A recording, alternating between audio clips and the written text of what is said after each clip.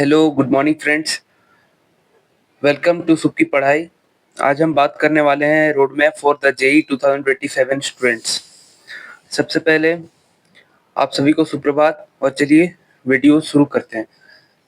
मैं अगर बात करूं तो ये अभी मंथ चल रहा है जून और काफ़ी सारे बच्चे जहाँ तक मुझे लगता है वो लोग अप्रैल से ही शुरू कर देते हैं जेईई की तैयारी। और अभी तो जून चल रहा है, यानी अभी लगभग 3 महीने लगभग हो चुके हैं, बीत चुके हैं। तो काफ़ी सारे स्टूडेंट्स ने वहीं से चालू किया होगा और कुछ-कुछ का थोड़ा बहुत छूटा होगा। तो मैं अगर बात करूँ ऑनलाइन क्लास करने वाले बच्चों के लिए, सबसे पहले इस वीडियो में हम ऑनलाइन वाले बच्चों के लिए बात करेंगे, ऑनलाइन क्लासेस स्टूडेंट्स के लिए।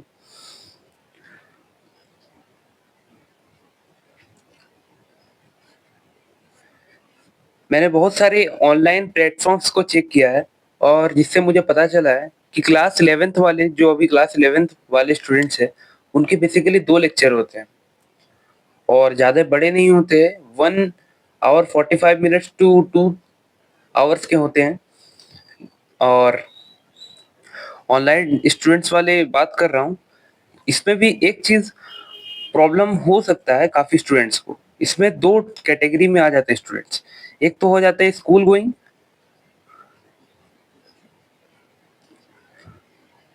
और एक आ जाते हैं डमी। तो डमी वालों को थोड़ी कम दिक्कत होती है, स्कूल गोइंग वाले को थोड़ी ज़्यादा दिक्कत होती है। क्योंकि स्कूल गोइंग स्टूडेंट्स को स्कूल पे भी ध्यान देना पड़ता है, फिर जेईई में भी। और स्कूल में उनका लगभग 6 से 7 घंटा चला जाता है और डमी वालों के पास वो 6 से 7 घंटे का वक़्त रहता है करने के लिए। तो जो डमी हैं, उनको लिए तो कुछ नहीं करना है, आप क्लास बिल्कुल अच्छे से अटेंड करें। मैं ये चीज़ बोलना चाहता हूँ ऑनलाइन क्लास वाले स्टूडेंट्स को, अगर आपका क्लासेस का टाइम अगर 1.5 घंटा हो, 1 घंटा 45 मिनट हो, 2 घंटे हो, उससे कोई मतलब नहीं है। आपको जितना वक़्त लग रहा है उस क्लास को खत्म करने में अच्छे से समझ के, आप उतना उसको ज़रूर टाइम दें। आप 2x में वीडियो ना देखें, 1.5 ना देखें, जो स्पीड आपको सही लगे, आप 1x पे ही देखें, अगर आपको उसी पे समझ आ रहा है तो। अगर आपको कोई चीज़ समझ में नहीं आती तो आप पॉज़ करके ज़रूर फिर से इसको रिपीट कर लें। थोड़ा अगर समय ज़्यादा लग रहा है तो लगने दीजिए। जल्दबाज़ी में मत कीजिए, नहीं तो वो बस एक फ़ॉर्मेलिटी होगा। वो बस एक क्लास कंप्लीट करने का एक फ़ॉर्मेलिटी है, दैट्स इट।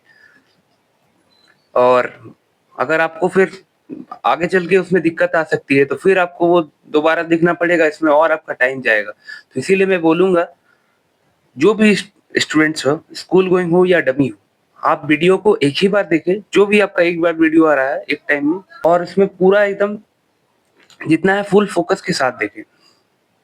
और मैं अगर बात करूँ स्कूल गोइंग या जो भी डमी वाले हो, क्लास 11th वाले स्टूडेंट्स की बात चल रही है। देखो क्लास 11th वाले स्टूडेंट्स, मैं आपको एक चीज़ बहुत ही अच्छे तरीके से बोल देता हूँ। आप लोग अभी क्लास 10th से जंप करके क्लास 11th पे जा रहे हो, तो काफ़ी बच्चों को क्लास 10th में अच्छे परसेंटेज आ जाते हैं, तो उनका थोड़ा मतलब ओवर कॉन्फिडेंस ये सब आ जाता है। तो देखो बच्चों, मैं बोल देना चाहता हूँ, जो क्लास 10th और क्लास 11th में एक बहुत बड़ा जंप होता है। उसकी जो सिलेबस है, काफ़ी डिफरेंस होता है। एक अच्छे लेवल का होता है क्लास 11th और 12th as compare to class 10th। काफ़ी बच्चे कर लेते हैं, लेकिन ओवर कॉन्फिडेंस अगर आपके पास है, जो मेरा 98-99% आ गया है, मैं तो बैंड बजा दूँगा, मैं जेईई में AR1, वो सब अभी नहीं रखना है। आपको न्यूट्रल मोड में चलना है और आगे बढ़ना है। अगर मैं बात करूँ टेस्ट से रिलेटेड बात करता हूँ, बहुत सारे बच्चे भी टेस्ट दे रहे होंगे। टेस्ट की बात थोड़ा कर देता हूँ। काफ़ी सारे बच्चों का अभी टेस्ट में लो मार्क्स भी आ सकता है। अगर आपके टेस्ट में लो मार्क्स आ रहे हैं, तो आपको ये सोचना है, जो उस टेस्ट में बहुत सारी चीज़ें ऐसी है जो मुझको अभी पता नहीं है। मतलब बहुत सारे अभी लर्निंग फैक्टर्स हैं जो मुझे से टेस्ट से लेने हैं और मुझको उसको कवर अप करने हैं। सेकंड, अगर आप पे बहुत अच्छे मार्क्स आ रहे हैं, तो आप बिल्कुल ओवर कॉन्फिडेंस ना हो। आपको ऐसा लगना चाहिए जो इस टेस्ट में मुझे ज़्यादा कुछ लर्निंग फैक्टर्स नहीं थे। यानी इस टेस्ट में मुझे ज़्यादा कुछ सीखने को ना मिला। मतलब आप सीखने वाले एटीट्यूड से आगे बढ़े और हमेशा अपने आप को न्यूट्रल मोड में रखने का कोशिश करें till the JEE end. Till JEE end आपको यही वाला अप्रोच रखना है। तो ये हो गया टेस्ट की बात। टेस्ट का एनालिसिस करें, प्रॉपर एनालिसिस करें, एक प्रॉपर कॉपी बनाएं जिसमें जो भी क्वेश्चन आपसे नहीं बन रहे वो आप लिखें, हो सके तो चिपका भी दें। जो ये कॉन्सेप्ट मुझे नहीं आता है तो आप अगर उसको चिपकाएंगे, वो कॉन्सेप्ट को चिपकाएंगे तो वो बार बार देखेंगे, आपको वीक कॉन्सेप्ट स्ट्रांग होता जाएगा और ये आपको आगे फर्दर मदद करेगा।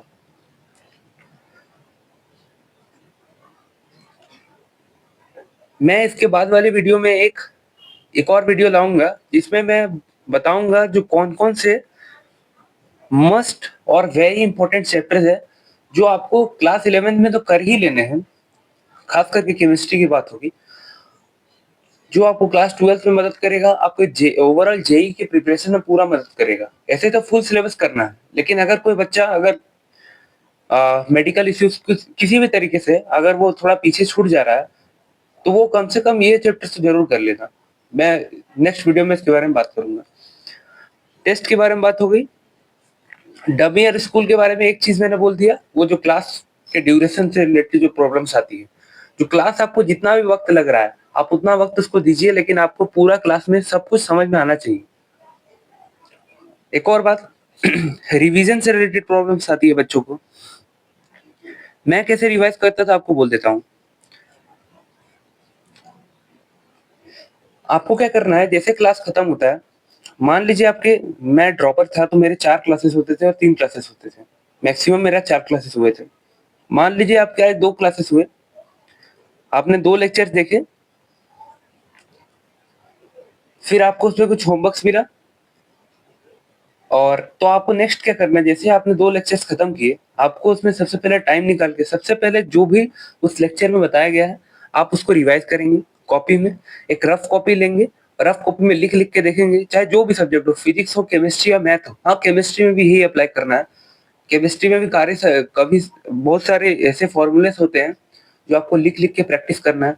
मैथ में तो खैर बहुत सारे होते ही हैं और फिजिक्स में भी, तो आपको उसको लिख लिख के प्रैक्टिस करना है और बोलते बोलते प्रैक्टिस करना है।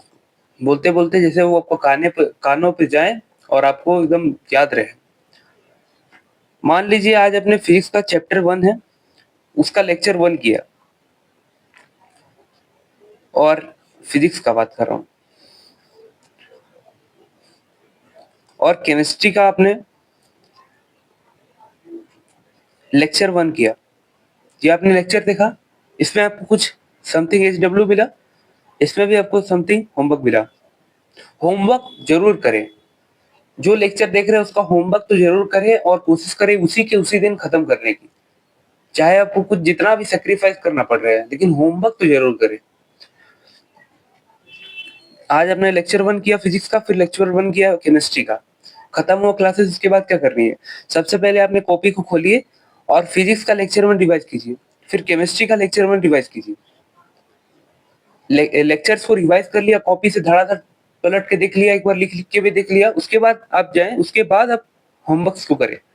जो जो हमको होमवर्क्स मिल रहे हैं, मैं ऑनलाइन प्लेटफॉर्म्स की बात करूं तो मैक्सिमम ऑनलाइन प्लेटफॉर्म्स पे ऐसा देखने को मिलता है जो बच्चे की कैपेसिटी अगर 60% करने की है तो वो 100% उसको देते हैं होमवर्क। तो आप जितना मैक्सिमम आप अपने होमवर्क को कर पाएंगे उतना ही आपके लिए अच्छा होगा। अगर आपके पास टाइम की कमी है तो आप वैसे भी पूरा होमवर्क नहीं कर पाएंगे। बहुत सारे ऐसे भी टीचर्स होते हैं जो एक साथ बहुत सारे होमवर्क दे देते हैं, लेकिन मैक्सिमम आपको जरूर जाना है।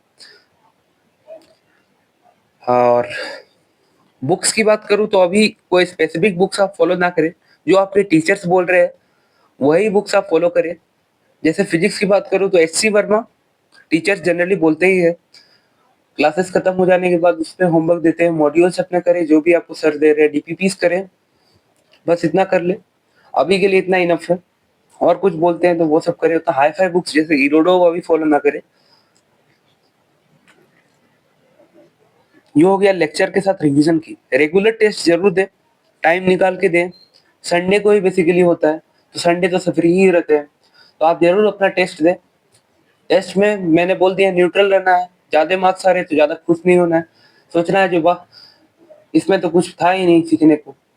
अभी सीखने को बहुत कुछ बाकी है और अगर कम मार्क्स आ रहे हैं तो सोचिए जो बहुत सारी चीज़ ये अच्छी बात है जो अभी बहुत सारी चीज़ें अभी सीखनी बाकी है हमें।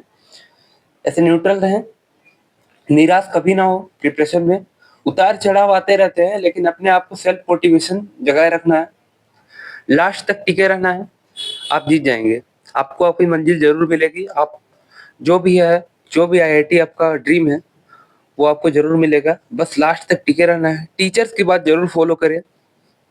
मैं यही एट द एंड बोलूँगा जो टीचर्स की बात ज़रूर फ़ॉलो करें। वो आपको जो भी चीज़ बोल रहे हैं, ब्लाइंडली उनको फ़ॉलो करें।